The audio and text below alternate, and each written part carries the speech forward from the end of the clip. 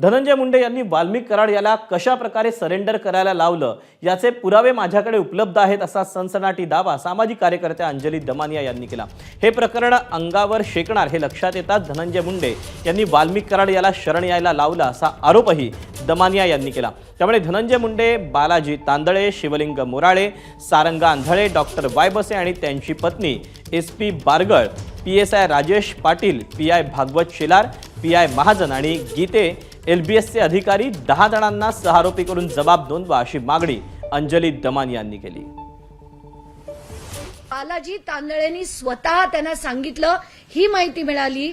अजून एका तिसऱ्या व्यक्तीकडनं असं देखील कळतंय की आता बालाजी तांदळेवर धनंजय मुंडे जे आहेत ते भडकले आणि त्याला म्हणतात की तू जास्त बोलला म्हणून मला त्रास होतोय।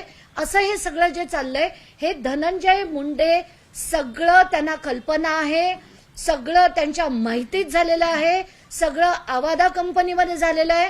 आवादा कंपनीमध्ये सुद्धा आवादाची जी मीटिंग जी सातपुडा बंगल्यात झाली होती त्या मीटिंगला देखील हे सगळे हजर होते।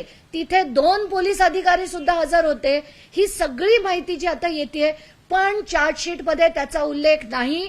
तर हे महाराष्ट्र शासन, मुख्यमंत्री जे गृहमंत्री आहेत हे त्यांना कुठे वाचवण्याचा प्रयत्न करतायत का? जी मागणी आहे की धनंजय मुंडे, बालाजी तांदळे, शिवलिंग मोराळे, सारंग आंधळे, डॉक्टर वायबसे व त्यांच्या पत्नी SP Bargal, PSI Rajesh Patil, PI Mahajan, PI Bhagwat Shelar आणि ते जे गीते आहेत जे LCBचे अधिकारी होते ते अशा 10 जणांना सहआरोपी करा। त्यांची सगळ्यांची स्टेटमेंट्स घ्या। ABP माझा, उघडा डोळे बघा नीट।